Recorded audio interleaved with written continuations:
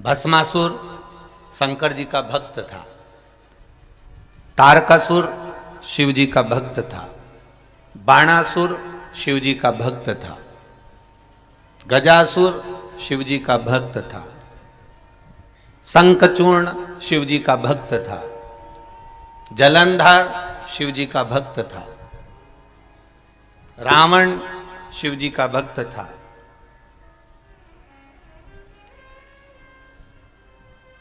और जितने असुरों को उठाना, एक एक असुरों को उठा लीजिए, जितने राक्षसों को उठाना हो शिव महापुराण में से उसको उठाकर देख लो, एक भी शंकर भगवान का दुश्मन नहीं है, एक भी।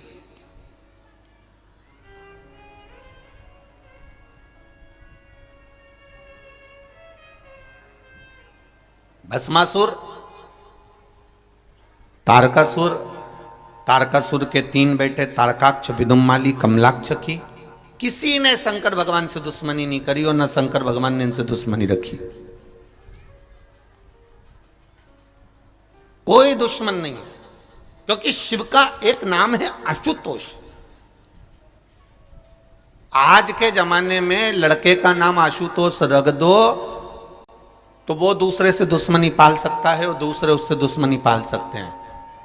नाम रखने से कुछ नहीं होगा महाराज कि तुम्हारा नाम ये हो गया।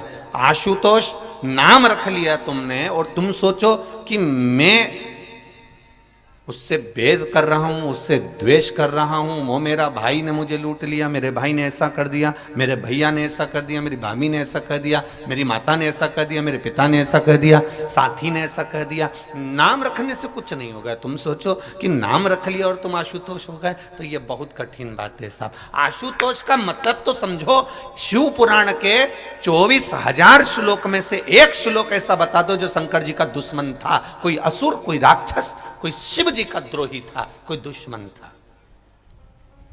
तारकासुर भी शंकर भगवान का दुश्मन नहीं था, जलंधर भी शिव जी का दुश्मन नहीं था, बाणासुर भी शंकर भगवान का दुश्मन नहीं था। ये जितने असुरों की लिस्ट निकालोगे, जितने राक्षसों की लिस्ट निकालोगे, इन लिस्ट में आप देखोगे कि इन सबने शिव जी की भक्ति करी है, इन सबने शंकर का भजन करा। ये दुश्मन है ही नहीं, ये द्रोही है ही नहीं, इनमें दुश्मन का कोई भाव है ही नहीं। जिसका कोई दुश्मन नहीं होता, अर्थात सामने वाला व्यक्ति भले मन में थोड़ा सा बैर उत्पन्न कर ले, पर महादेव किसी के प्रति बैर उत्पन्न नहीं करते। इसलिए शिव जी का नाम एक है जिसको लोग क्या कहते हैं, जम के बोलो जरा, आशुतोष कहते हैं, क्योंकि बैर नहीं है। अब एक एक राक्षसों का चरित्र उठाकर देखिएगा। भस्मासुर का चरित्र उठा लो पहले, और भस्मासुर के चरित्र को देखिए। कौन था यह भस्मासुर? एक राजा जिसने शिव जी को प्रसन्न करने का मन में ठान लिया था। इतनी सेवा करी भगवान शंकर की, इतनी सेवा करी, इतनी सेवा करी, शिव जी प्रसन्न हो गए। मांग तुझे क्या चाहिए? शंकर भगवान ने कहा आपके कैलाश पर मुझे कोई सेवा दे दो। जैसे कोई आकर करे, भैया बताओ आपने कौकड़ी में कथा चल रही है, जायसवाल जी बताओ जरा मुझे क्या करना पड़ेगा, बताओ मेरे लिए कोई सेवा हो तो बताओ। तो इन्हें कह दिया साहब आप एक काम करो कि जो भी भगत आए इनको चाय पिला दो।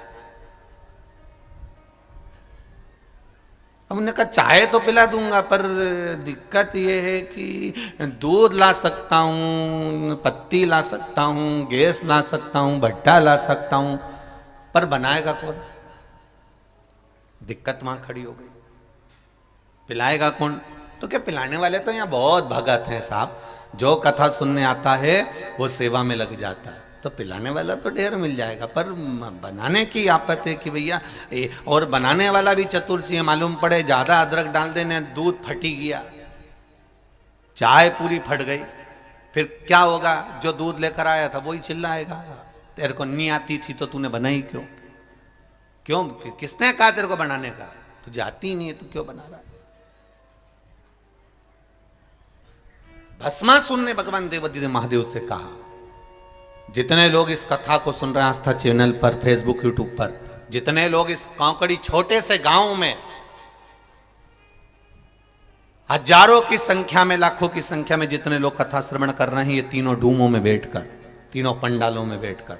उनसे निवेदन करूंगा जरा ध्यान लगाकर सुनना, आशुतोष केवल नाम नहीं है, आशुतोष का गुण भगवान शिव के भीतर समाया है। वो आशुतोष का तत्व हमारे भीतर होना चाहिए, हमारे भीतर वो आशुतोष का तत्व होना चाहिए। क्यों कहते हैं? जिस लड़का और लड़की का संबंध टूट रहा है, अदालत में केस चल रहा है, जरा सी बात के पीछे तलाक की बात हो गई, तो क्यों कहा जाता है कि आशुतोष नाम से शंकर भगवान पर जल चढ़ाना प्रारंभ करो? वो ग्रस्त जीवन वापिस जुड़ जाएगा और परिवार एक हो जाएगा और दोनों में विवाद नहीं होगा। आशुतोष नाम में इतना फल है हमारा। केवल एक आशुतोष नाम का स्मरण कर लेना, आशुतोष नाम का केवल उच्चारण कर लेना कोई साधारणता नहीं है।